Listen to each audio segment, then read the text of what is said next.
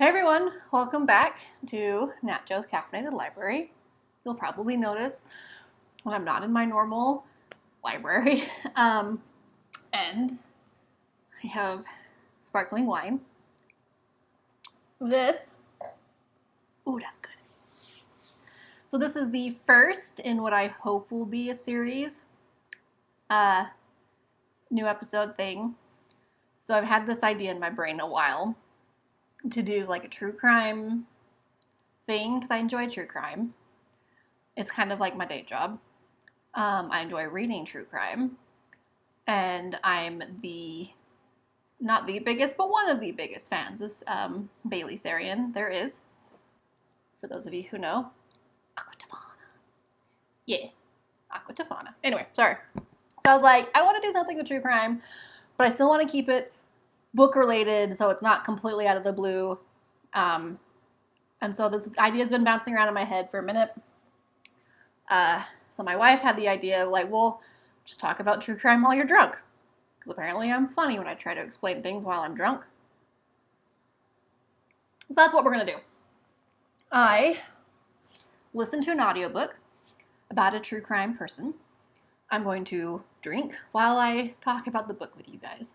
And in the course of talking about the book, I'll also talk about the true crime.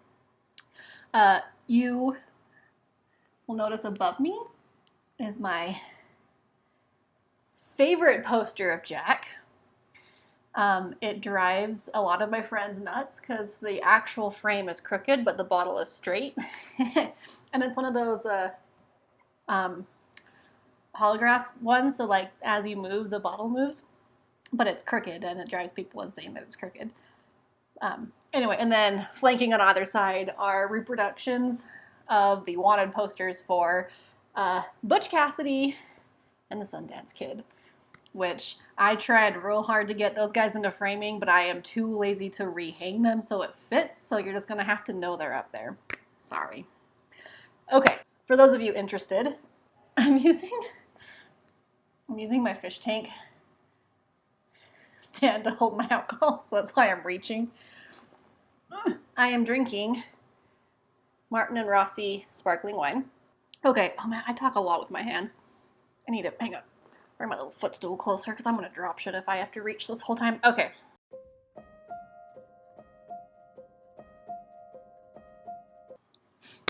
I read a book called The Iceman by Anthony Bruno. I did not realize how old this book was when I listened to it. It's been made into a movie. I want to watch the movie. I think it's got Jack Nicholson in it. I'm not 100% sure. Don't quote me on it. But I tried to find a copy of the book to buy because I liked it so much. And the only copies available are like mass paperback with the movie cover on it. And I refuse to buy those if I can. So anyway. Okay, The Iceman. I got notes. I'm actually attempting really hard this time to be scripted because I want to get the facts right. So if I look down a lot, it's because I want to make sure I'm getting my facts right because I don't want to misdo the facts on this. So, The Iceman is about a man, Richard Kuklinksi, who was born in New Jersey in 1935. The audiobook, oh my god, the audiobook was so good. The narrator was amazing, dude. He was like, don't even read the book. Do the audiobook. The book, the author based the dialogue in the book off of recorded undercover tapes used during the investigation. So it is pretty accurate. I mean, obviously there's a little bit of creative liberty, right? Because not everything was recorded, especially the conversations between him and his wife. I'm sure some of that was interviews. His wife did get, I saw in like about the facts of this book, his wife did get a portion of the royalties from this book sale. So I'm sure he interviewed her and she spoke to him about some of those conversations. But for the most part, this book is pretty accurate. There are two characters that he does generate and make up. One of them, and it's so funny because I had to go back and re-listen to this part because I didn't remember them. And so it's a Captain Braley. He's like a composite character of just kind of to represent the people who didn't think this undercover agent can do the job. And then the other one is just like a character, a Mr. Butterfield character that shows up in the very beginning. Both of those characters have very small roles in this book, and I completely forgot that they existed until I went back and listened to the beginning. Those are the only two characters he made up. So this book follows Richard Kuklinski through his later adult years, right, and leading up to his arrest. So it's the 5 homicides that end up getting him arrested and in prison. So it's those later years. The book starts with Kuklinski as a child documenting his very first homicide. He was around the age of 12. He has never released the name of the boy he killed. It was a neighbor boy. He did not like this boy at all. Richard, you find out very quickly listening to this book, Richard was motivated by money. His entire philosophy of life was keeping up with the Joneses. He had to have the money. He had to look like he had the money. He was flaunting it, showing it off. He wanted to be the guy that had the money. He grew up as a projects kid in New Jersey, very poor family. He was looked down on, or at least he felt like he was looked down on growing up. So his big motivation in life was money. He's very open about that, and his wife is very open about that it is all about the money. So the book starts with Richard killing this boy. To this day, well, I mean, he's dead, so you can't go back. Up until his death in 2007, I'll research that in data right there. Up until his death, he has never revealed the name of this boy. That was something that he literally took with him to his grave, and I honestly think it was a power play, my personal opinion. So the book follows Kuklinski, and then the other main character that it follows is the most badass guy on the planet, and I have been trying to find a book about him. Haven't succeeded yet. But it follows the ATF agent, Dominic Polifrance. Yes. Dominic Polifrance. He was the undercover agent that got the recordings of Kuklinski, that got him convicted. He is the coolest motherfucker out there. I need a book on this guy. So it documents him as well. Like, those are the two main players in this book. So we got Richard and we got Dom. He killed a lot of people. Okay, for the record, I'm going to sidetrack. This book's called The Iceman. He was known as the Iceman, like that was his moniker. He killed there was one person that he killed, and he stuffed in a cooler for 18 months to throw off time of death. Genius.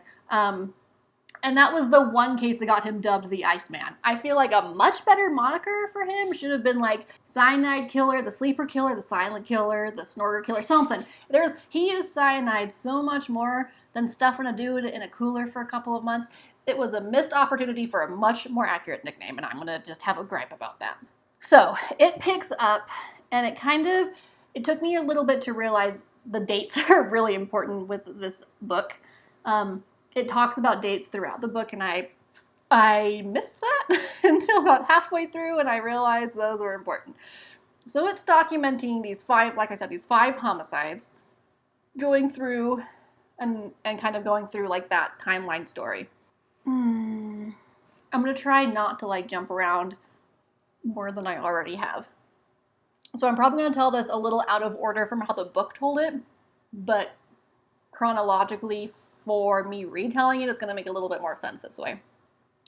So the book starts off with him killing his little neighbor friend, and then it jumps forward several years right before he gets indicted.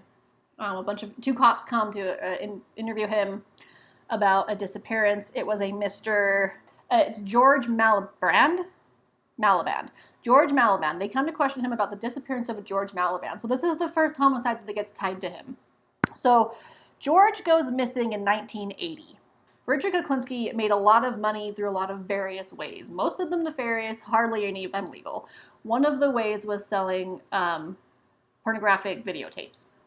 So he would buy tapes and then resell them at an increase-ish.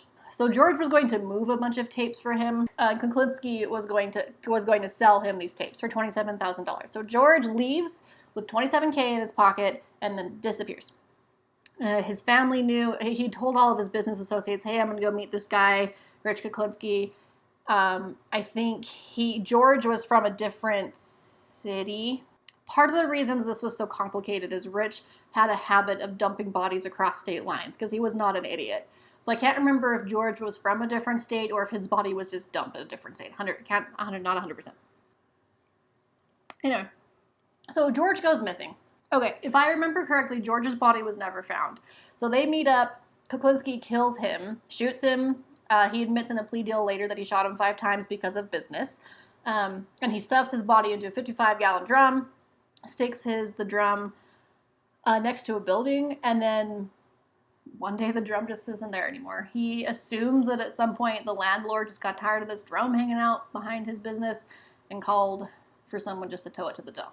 But if I remember correctly, that was one of the bodies they never found. He did admit in the plea deal later that this George Malaband, he had to cut the tendons in the backs of his knees in order to fold the legs up right to get them to fit. But I'm pretty sure that was one body that he's like, it was in a drum, it was behind this building, and then after a couple months it wasn't. Rich was a sadistic little fucker, by the way. So he sticks this guy in the drum, right? And sticks the drum at the side of a building. There's a hot dog, like, cafe kind of thing across the street. So he would go once a month or once a week, I can't remember, and would get a hot dog and would just watch the drum sitting there. And he'd eat his really yummy hot dogs, and he'd be like, yep, drum's still there. Good old George. And then one day the drum just wasn't there anymore, and he stopped getting hot dogs. But that's the kind of guy Rich was. It really to him was just a business exchange. So that, as the book goes on, you can tell that his kind of MO is to set up deals for lots of money and then kill the dude he's making the deal with and either steal what he was going to buy or steal the money that he was going to get. Ish. So that's the first murder that brings his attention to the feds and to the local PD. He had been involved in a bunch of crap before this, but this is really the one that's like, we should probably look at good old Rich. So then we have another murder that happens. Gary Smith. So Gary Smith, and we're going to talk about Gary Smith. So Gary Smith is where things get a little complicated, so bear with me. So while all this is happening in the early 80s, Kuklinski had a burglary gang. There was this place called The Store, and it was just a little like back alley joint where they fenced all their stolen shit. A bunch of people worked there, a bunch of people bought there, sold there. It was like the pawn shop for the stolen crap. Rich was well known at the store, and his burglary hoodlums frequented it quite often. If good stuff came in, they would let Rich know, or if people came in looking for good stuff, they would let him know. So Gary Smith is one of the dudes in his gang. So it's Gary Smith, Percy House, Barbara Detner, and the other, Daniel Detner. Daniel Detner and Barbara Detner are married. Percy House, I think, is their cousin. Percy House gets caught. The book details how they're in a car together. They basically are stopped for being suspicious AF. They bail out. Percy gets snagged. Gary Smith does not. So while he's in jail, Percy Smith sings like a freaking canary, right? He's like, yo, I'll tell you all about this crazy rich guy and all the crap he's doing, but you got to stick me in protective custody. So they do. Ish. So Gary Smith and Daniel Detner go into hiding. They know that Percy's squealing. Basically, he did not have a very good fortitude for the lies when pressed, and so Rich knew pretty quick that this dude was going to talk. So they hide Gary Smith and Daniel Detner in a couple motels. He moves them through different motels each night for a while. Gary Smith, however, good old Gary, poor Gary. Gary Smith wanted to go straight. Poor dude was just a little too old for it. He had a kid. He just wanted to make easy money and live his normal life, and he wanted out. Unfortunately, Rich figured that out pretty quick as well.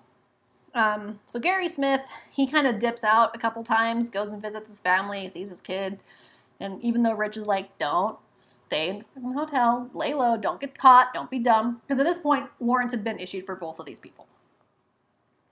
And so Rich is like, well, shit. Fucking Gary gets caught, and he's gonna squeal. And then I got 2 rats I gotta take care of. That's an important phrase to remember for later. Foreshadowing. So Rich is like, all right, we gotta get rid of Gary. Gary's gonna get us caught. Gary's a liability at this point. So he gets Daniel and Barbara Detner in on this plan, and they kill Gary. And when I say they kill Gary, well, Barbara was supposed to get the van so that they could stick his body in it because they had a big van. And so she was going to be the body mover part of this plan. So Rich and Daniel show up at Gary's motel with a bunch of burgers. And all of these, this is all either details that we get from the plea deal later or details that we get from Rich himself when he's talking to Dom, who's undercover with the recorded tapes. He details how they get a bunch of cheeseburgers from, I think, McDonald's, and they get some cyanide. And he laces the burger with the pickles with cyanide. And he tells Daniel, like, hey, don't eat the one with the pickles. We're going to kill him.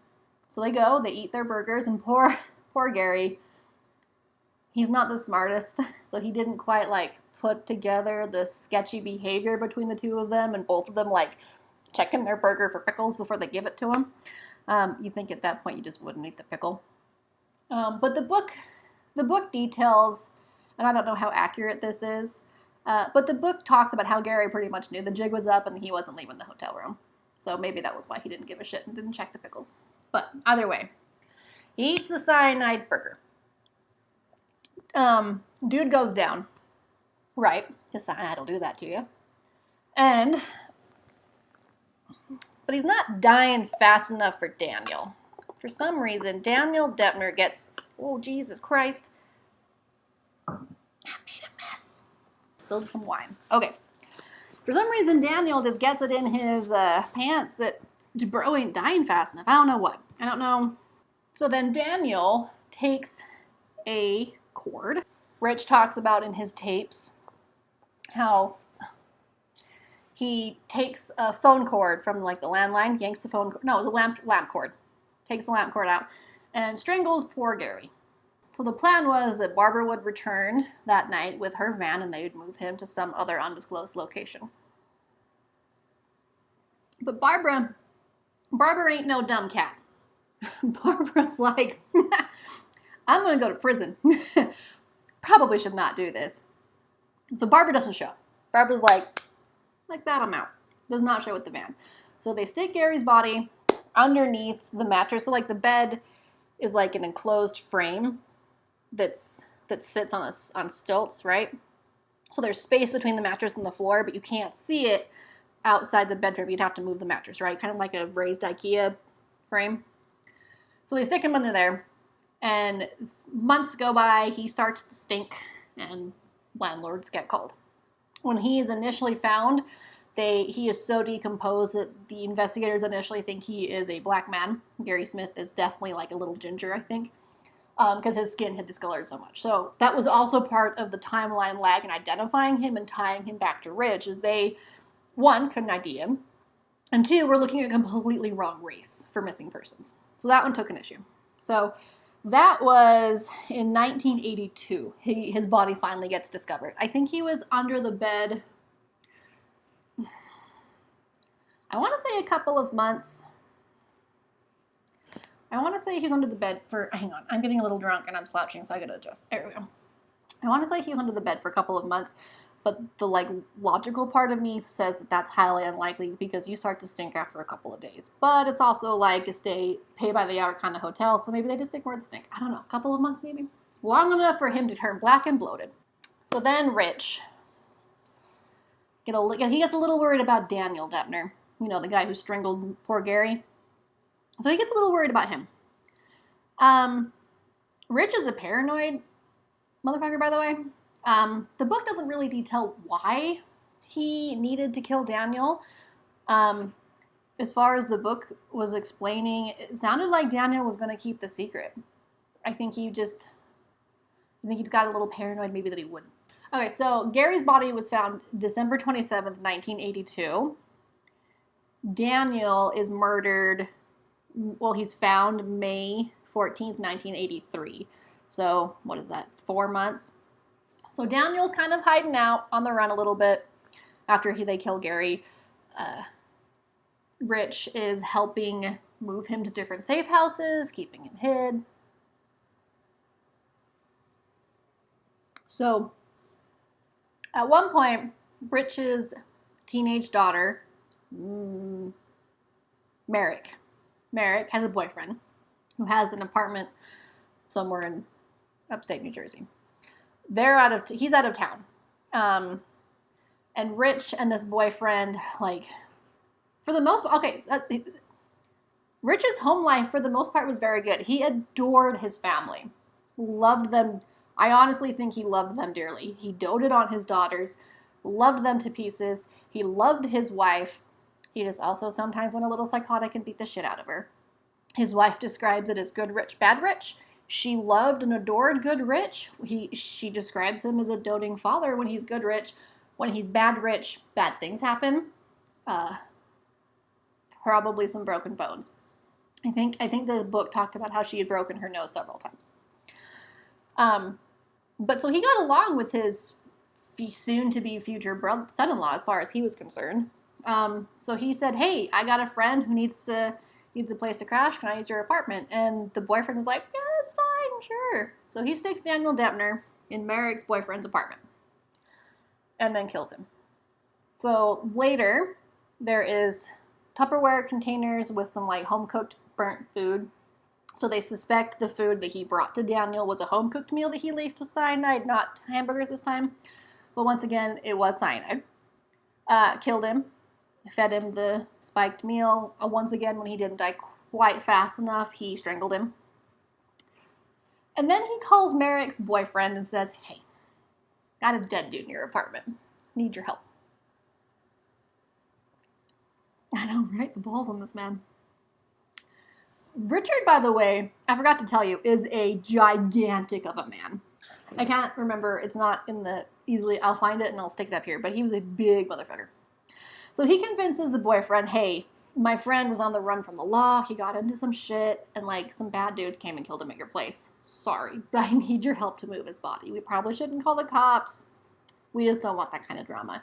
And this kid, for whatever the reason, whether it be fear, ignorance, combination of both, or something else, goes, that's a great idea. And they wrap up good old Daniel's body in a bunch of plastic bags, duct tape the crap out of that, and mummy up his little ass, and dump him off the side of the road somewhere. His body's found in May of 1983. So about the 4 months after Gary. So at this point, Barbara's like, the fuck? Because now her party of three is a party of one, and she's hella scared.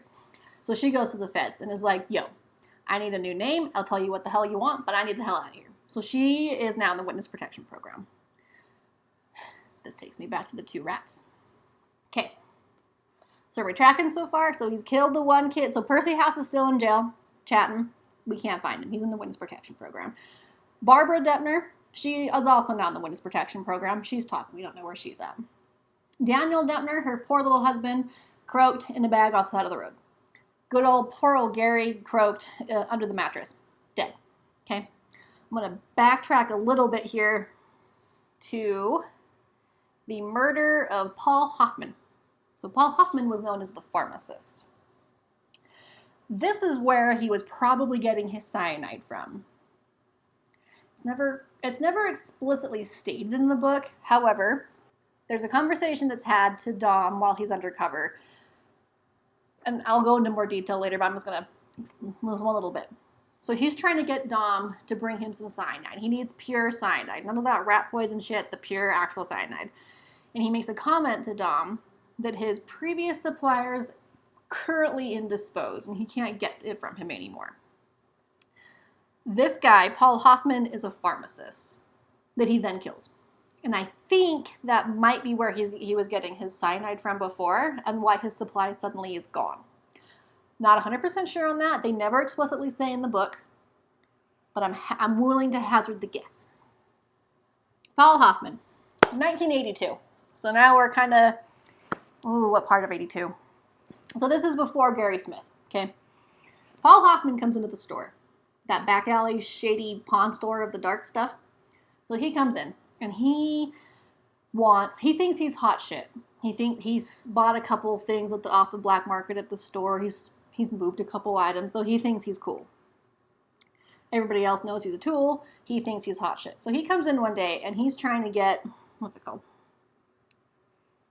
Tagamet, which treats ulcers. So, like, not exciting at all. when the book was talking about how he needed to get Tagamet, and oh my god, I need Tagamet. Tagamet's so expensive. I need to find Tagamet. I googled this shit, and I was expecting it to be like some like big pharma version of like heroin or something that I hadn't heard. No, it treats ulcers. Not even a little exciting. Anyway, he wanted Tagamet so he could resell at his pharmacy. Apparently, it was very expensive to get through wholesale channels. And if he could buy it on the low, the black market, he could increase his overhead a lot. And so he is hounding Rich to meet up with him to buy him a bunch of Tagamet. Now, Rich does not suffer fools. He tends to kill them, as poor Paul here is about to find out. So, he goes through this whole thing of bugging Rich, bugging the people at the store who call Rich and, like, facilitate the meetups. I need to get Rich. I need him to buy me some Tagamet. Rich can do it. And finally, Kuklinksi is like, fine, I'll meet up with this motherfucker, and I'll get him some goddamn Tagamet. He has no intention of getting him Tagamet, by the way. I know you're surprised. So he finally agrees, after months of hounding the man, he finally agrees to meet up with him. Gives him the address of his home, which, now that I think about that, is very strange, because he was very protective of his home. He never did business at his home, so that was very strange. But anyway, he gives good old Paul his address, and he's like, hey, bring me, how much money was it? $22,000. He's like, hey, bring me $22,000, I'll bring you some Tagamet. It's in my trunk at the house. He's killed. Shocker.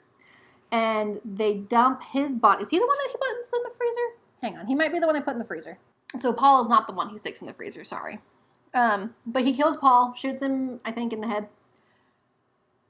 Yeah, because in the garage, there was a drain and a hose. And I remember him talking about how it was a pain in the ass that he had to hose off all the blood, and this is why I prefer poison, in his conversations to Dom. So he kills his pharmacist, which I think is the dude that was supplying him with his cyanide, but so he offs him in 82. No, that can't be right, because if he's getting he must not have been him, because he was killed in 82, but he killed Daniel in 83 with cyanide, so that must have been someone else. He had a cyanide supplier that goes MIA by the time Dom gets around, so what the fuck, I don't know. Now we're to the last murder, the fifth homicide that he's charged with. Louis Masgay. So Louis Masgay actually goes missing in 81. His body is found in 83? Yes. So his body is found in 83, but he actually went missing in 81. This is the guy that gets him the nickname Iceman, which is so dumb, it really should be something with cyanide. Come up with it. Leave a comment with what you think his nickname should have actually been, because Iceman was dumb. So in 81, he kills his kid, Louis Masgay. He was also making a deal with Richard for blank videotapes. So he was making a deal with Richard that he would buy a bunch of videotapes from him. This was back when he was doing his porn cassette thing. His deal was for $95,000. He was last seen making comments that he was going to go meet up with this guy named Rich, going to buy some videotapes, and then boy just disappears. This is the guy where when they kill him, Rich sticks him in his freezer in like a little, like just top open freezer chest in his garage for a couple of years. Wraps him up in a bunch of bags, sticks him in a freezer.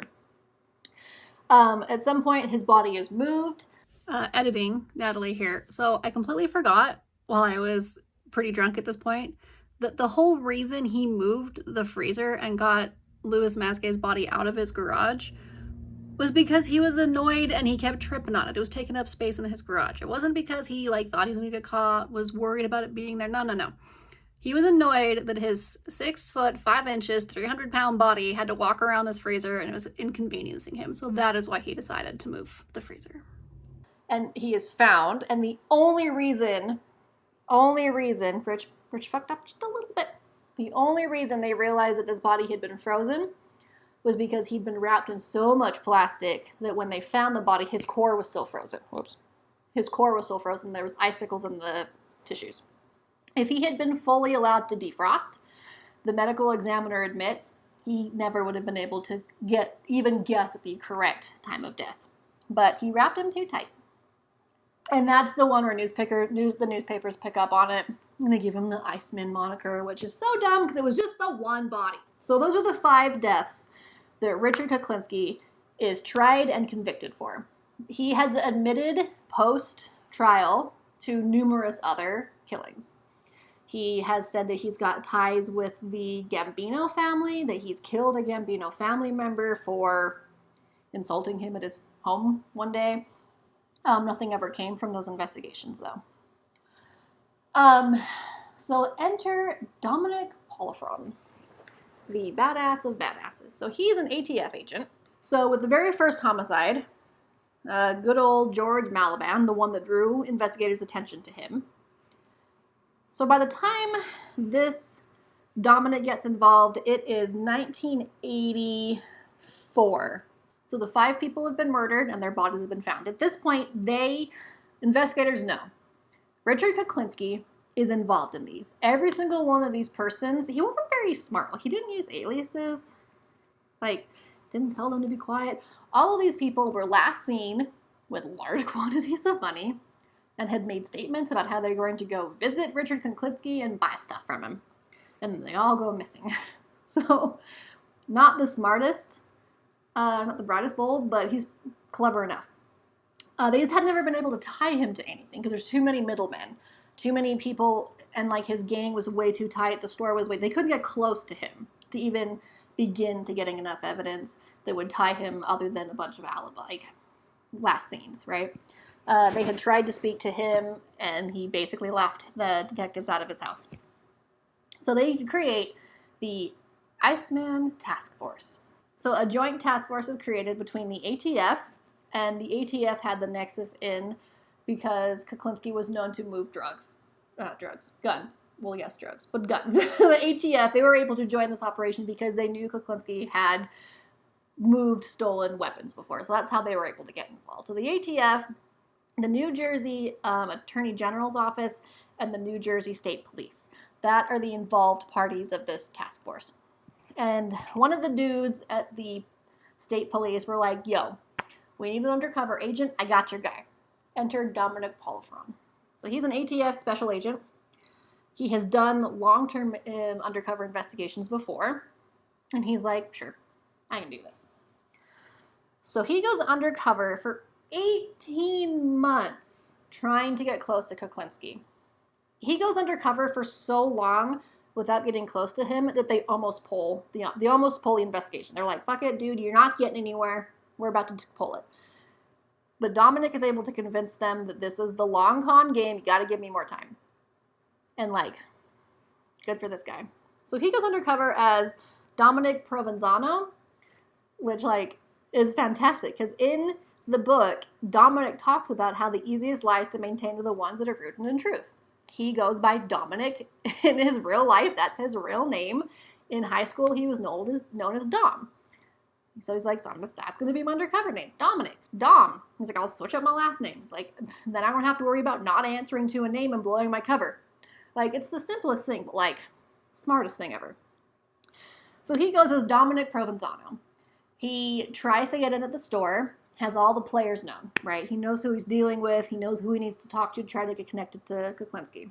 He sets himself up as being a gun mover. Guns and drugs, right? The stereotypical bad guy regime. So that's his shtick to Rich, is I can get you guns and drugs. I got buyers that are up in New York. I can do this. So finally, Rich ends up meeting Dominic, and they make an arrangement to buy a bunch of guns. Rich is going to buy the guns from Dominic's client that's in New York. They work out the details of this, and during all of this, because they want him to buy the guns, right? Because if they can get him on that deal, then they have something to bring him in. They have federal charges to bring him in on. He's moving guns across state lines. So they'll have their federal charge. During all of this, when they're trying to finagle the final arrangements, he's trying to get Rich not to bitch out. Rich is trying to make sure Dom's actually got the guns. They're kind of feeling each other out, doing this little bad guy Jedi dance around each other with mind tricks and shit. Kuklinksi goes, hey, I need some cyanide. It's like, if you can get me some cyanide, I'll do the gun deal. He's like, I'll know you're legit. And Dom's like, what the fuck do you need cyanide for? Hoping without hope that he'll, like, you know, say I want to kill some people. Guess what this dumbass says? I got some rats I need to take care of. That's what he says. The rats? Remember good old Barbara and Percy? Yeah, those are the rats. Rich figures out where they are. I can't remember how. It was like a very quick thing in the beginning of the book, but he figures out where they are while they're in witness protection. And he fully intends to get rid of these rats, because then his problem goes away, right? So he wants some cyanide. So Dominic's like, fine, I can get you some cyanide. So he goes back to the task force, and he's like, guys, he's talking about killing people. He's talking about how he uses cyanide to do it. He's mentioning different bodies that are the bodies we know about, right? So he's like, we have it. We have to do the cyanide deal. But they're like, you got a bunch of legality that comes up with that, right? You can't give a guy cyanide. You can't, doesn't matter how undercover you are, you can't actually move cyanide around, right? Whole bunch of issues pop up with this. And so they're like, well, fine, we'll just give him some fucking baby powder, call it a day. But Dominic's like, nah, because if he fucking knows what cyanide is, he's gonna know the baby powder ain't it, right? So they have this whole blue happens within the task force. Should they call it out? Should they give him the cyanide? Where can we even find the cyanide? Should we actually be giving him cyanide? How do we do this exchange and ensure that this substance becomes controlled and remains controlled? Do we give him a fake substance and risk blowing everything, right? This is everything that's happening at the task force. So they finally agree. And during these while all this is happening, right, while Dominic's trying to figure all this shit out, Rich is like, I'm going to kill Dom. Yep. I'm going to do the thing that I always do, and I'm going to kill him and take his money. So his plan, according to witness testimony that flipped on him after this all happened, Rich's plan was to get the cyanide, kill his 2 rats, and then meet Dominic for the gun deal right? Kill him, steal all the guns, and keep all of his money. That was his plan. So they agreed to do this meetup. They agree, okay, we're going to have actual cyanide, we're going to give it to him. We're going to have this giant operation, there's going to be tons of undercover agents, there's going to be people in cold cars flying around, right? They go to do the buy. Rich, like I said before, remember how he loves his wife, and when he's good rich, he's a good husband? His wife gets really bad migraines. The day of the buy, the day that he's going to kill Dom and say, fuck it, we're done, she calls in with a really bad headache. And he says, never mind, I have to go home. So he goes home. There are some burgers that were found in his car that it's debatable whether or not they were spiked with cyanide at this time. The book kind of hems and haws with, yeah, there was cyanide, but like not enough to kill you. But like it was in the one that we think Rich took a bite of, so like wasn't really spiked. Like we don't really know. And like if you looking up and researching it, it conflicts as well. Like they gave a burger to the dog and the dog didn't die, and then one said they gave the burger to a dog and the dog didn't die, right? So we don't really know. We don't really know if the burgers that he brought with him to the meeting with Dominic Provenzano was spiked or not. Either way, he ditches out. He goes home to his sick wife because he loves her dearly and is terrified and is a little possessive and controlling until you're suppressed. So while he's with his wife, task force folks are like, shit, like we gotta just do this. We have enough with the recordings. Because he did meet up with Dominic for a minute and basically said like, let's do the deal, and then dipped out, right? He's like, I'm gonna go take a walk, and then leaves. So they rush over, they stop the car, surround the car in the street. His wife's in the car. She, according to the book, kind of has a panic attack / migraine-induced seizure, maybe. According to the interwebs and my Googling, she is arrested for disorderly conduct and interfering with the arrest. He is about to have a shootout with the cops. There's a gun in the car that's found. He goes to reach for it and talks about how they're basically going to have a shootout with this car, OK Corral style, when he remembers that his wife's in the car and he knows that if he pulls that gun, she's as good as dead too. So he gives up. Sort of without incident. I mean, dude's huge, so he kind of fights them a little bit. But they take him into custody. She gets charged with disorderly. interference with arrest, and I think she gets charged with the gun as well because it was under her seat. So then we go to court, right? And remember, we have months of undercover recordings between him and Dominic, talking about killing people with cyanide, talking about killing people with... I mean, he basically details all of these homicides. Because Rich, at the end of the day, also likes to show off how big of a badass he is. So he explained to Dom how big of a badass he is. We have all these recordings. We have the 2 snitches that are under witness protection. They are able to flip a couple other people in his gang to testify against him.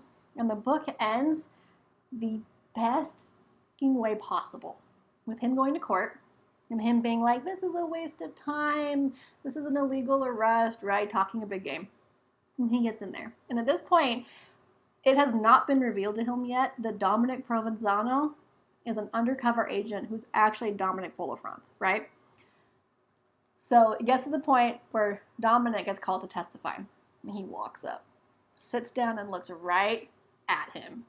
And that's the moment when Rich knows that he's fucked. That's the moment.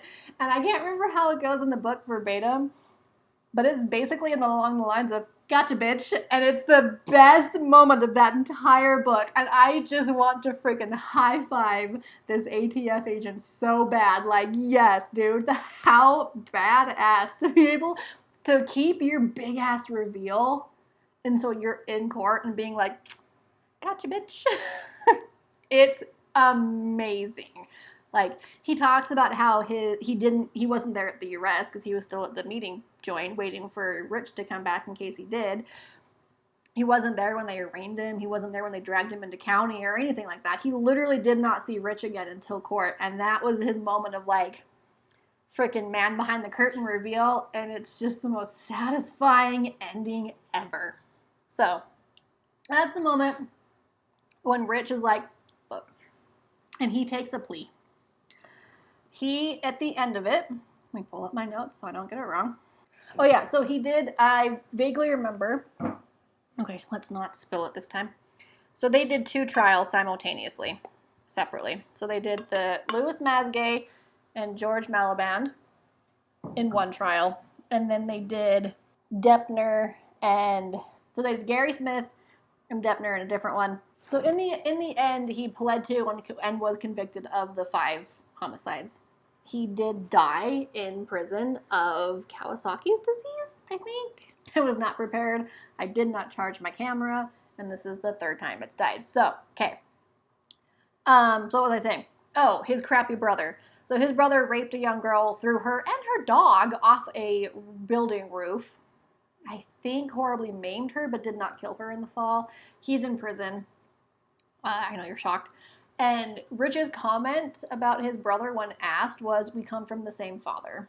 His father was an extremely abusive man, in and out of the home, kind of came back when he felt like it for the most part, and when he did, usually beat the shit out of everybody in the household. So he hated his father and had a very weird viewpoint on family because of that, which I think is why his family was such like a no-go zone. Like, you really weren't allowed to fuck with his family.